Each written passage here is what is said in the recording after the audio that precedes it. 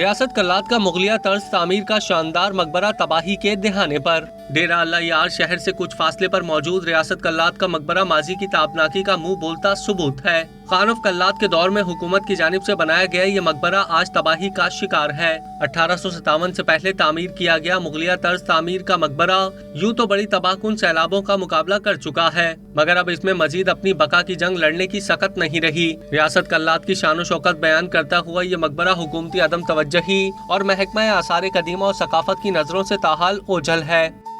جیسا کہ آپ دیکھ رہے ہیں اس وقت ریاست کلات کا جو یہ مقبرہ ہے تباہ حال ہے۔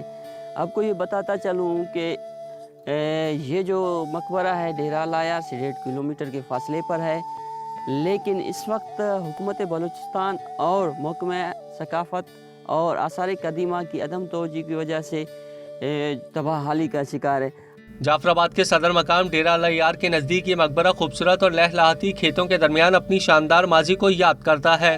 مقبرے کی مضبوط دیواریں اب اپنے بوجھ کو شاید نہ سنبھال سکیں۔ ماضی میں آباد پر رونق ریاست کلات کی سرحدی چوکیوں میں سے ایک شہر کے آثار تک مٹ گئے۔ 2 بڑے سیلابوں کو جس نے پاکستان کے 2 صوبوں صوبہ سندھ اور بلوچستان کو تہس نہس کر دیا اور بڑے پیمانے پر تباہی دی، لیکن یہ ان 2 سیلابوں سے بھی مقابلہ کرتی ہوئی تاحال ٹھہری ہوئی ہے۔ مگر مقبرہ تاحال اس عہد رفتہ کی یادگار میں موجود ہے۔ افسوس کے مقبرے میں موجود اس وقت کے ریاست کلات کے 3 اہم وزراء کی قبروں کے نشانات تک مٹ گئے ہیں۔ قبروں پر لگے کتبوں کے مطابق قبریں 1857 میں بنائی گئی تھیں، جو وقت کے بے رحم اور ستم ظریفیوں کا نشانہ بن گئیں۔ کچھ لالچی لوگوں کے ہاتھوں لٹ گئے خزانے اور دولت کی لالچ میں بختہ قبروں کو اکھاڑا بھی گیا۔